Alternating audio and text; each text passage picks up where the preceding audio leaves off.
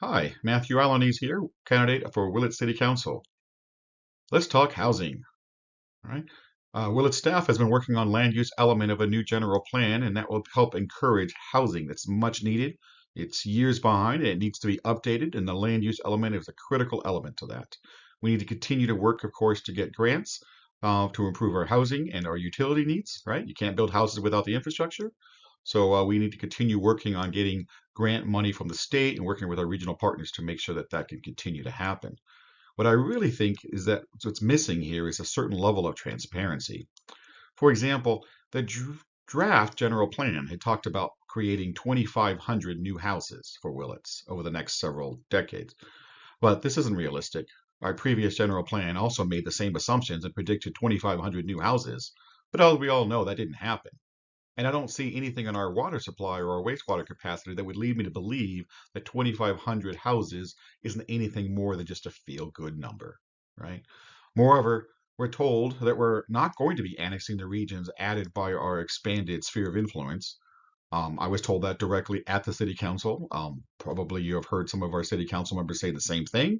We're absolutely not going to annex these areas. What they may or may not be aware of is that in the 2024 work plan, under the title Plan to Annex Properties, it's listed in their goals the idea of expanding the sphere of influence. So it's very difficult for me to believe that they're not going to annex these areas when it's literally under the title Plan to Annex Properties. Okay, now that should cause concern for others as well. Another part of that same plan is to work with the county to get the tax sharing agreement. Now, they just completed that.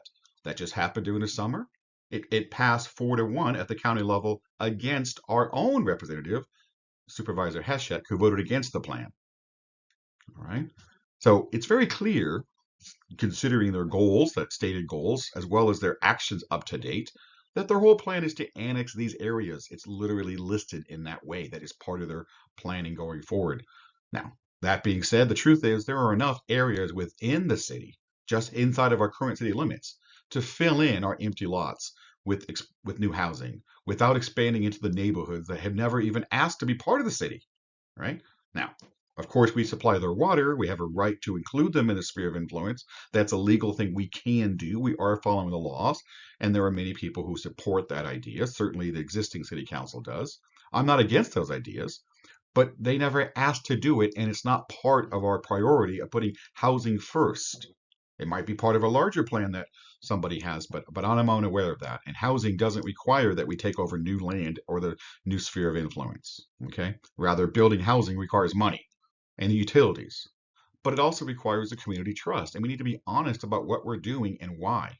For those of you who were here, you remember back in 2013 when our city didn't even have enough water. So I hope you join me in being a bit skeptical about adding hundreds of more houses without a clear plan of how much water we actually have and where that water is going to come from.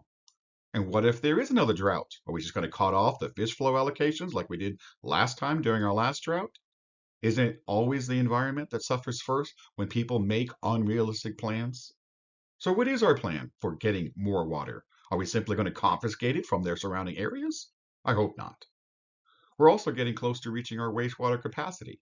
We have room to grow, and we will, and we should, and there's plenty of room not to worry about wastewater capacity at this point. But when it comes to planning for the future for housing, okay, the idea that we're just going to add a bunch more houses because we got some land and some grants, it ignores the fact that it costs our infrastructure, and that infrastructure is limited.